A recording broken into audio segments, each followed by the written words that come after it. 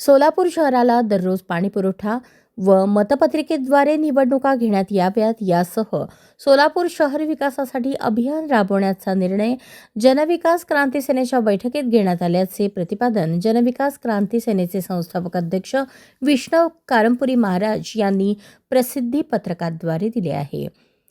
जनविकास क्रांती सेना पक्षाची आढावा बैठक संपर्क कार्यालयात संपन्न झाली. विष्णू कारंपुरी यांच्या अध्यक्षतेखाली झालेल्या बैठकीत दररोज पाणीपुरवठा आणि मतपत्रिकेद्वारे पुढील निवडणुका घेण्यात याव्यात यासह झोपडपट्टी पुनर्विकास, सार्वजनिक शौचालयांची दुरावस्था, त्यामुळे होणाऱ्या आरोग्य समस्या, हिंदू हृदय सम्राट स्वर्गवासी बाळासाहेब ठाकरे स्मारक संघटन बांधणी, विडी कामगार, यंत्रमाग कामगार, असंघटित कामगार व बांधकाम कामगारांचे विविध समस्यांबाबत जागृती अभियान, शासकीय सार्वजनिक रुग्णालयात मोफत उपचार आणि जनतेच्या इतर समस्यांबाबत शासन प्रशासनाविरुद्ध पक्षाच्या वतीने आंदोलन व जनजागृती करण्याचा निर्णय घेण्यात आला.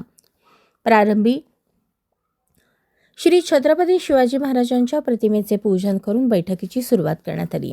यावेळी बैठकीचे प्रास्ताविक सचिव ॲडव्होकेट मुनीनाथ कारंपुरी यांनी केले, तर आभार प्रदर्शन रेखाताई अडकी यांनी केले.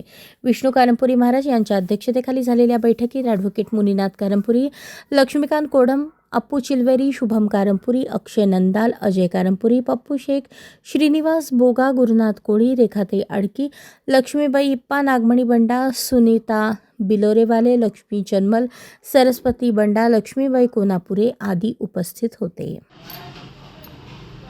जय महाराष्ट्र. आज जनविकास क्रांती सेनेचे पक्षाची आढावा बैठक झाली. या बैठकीत जनविकास क्रांती सेना पक्षाच्या वतीने आढावा बैठकीमध्ये असं ठरलं की येणाऱ्या काळामध्ये जे सोलापूरच्या विकासाबाबतीत ज्या भारतीय जनता पक्षाने की सत्ताधाऱ्यांनी निवडून आलेल्या लोकांनी विकास करतो किंवा अनेक विकासाच्या गोष्टी असे सांगत आहेत, परंतु हे करत असताना जनविकास क्रांती सेनेच्या माध्यमातून आमचा या 3 महिन्यामध्ये कालावधीमध्ये केलेल्या कामाचा आढावा घेतला. त्याचबरोबर येणाऱ्या काळामध्ये सोलापूर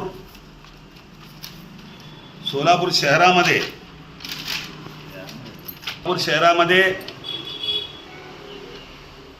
जे आपण दररोज पाणी पुरवठा करण्याचा निर्धार आपण पक्षाच्या वतीने केला, त्यासाठी आमचा या पूर्ण दररोज पाणी पुरवठा होईपर्यंत आमचा लढा चालू राहणार आहे. त्याचबरोबर झोपडपट्टीमध्ये पुनर्वसन करा अशा प्रकारची मुख्य मागणी आपण या बाबतीत लढा करणार आहोत. त्याचबरोबर सार्वजनिक शौचालय, या शौचालयामध्ये सोलापूर शहराचा नव्हे संपूर्ण सोलापूरचाच आरोग्य धोक्यात आलेले आहे.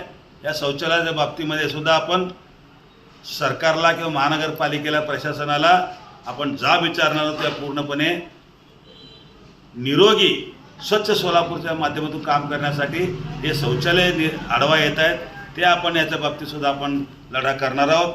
अशाच नवनवीन अपडेटसाठी जनता राज्य न्यूज चॅनलला सबस्क्राईब करा, लाईक करा आणि शेअर करायला विसरू नका.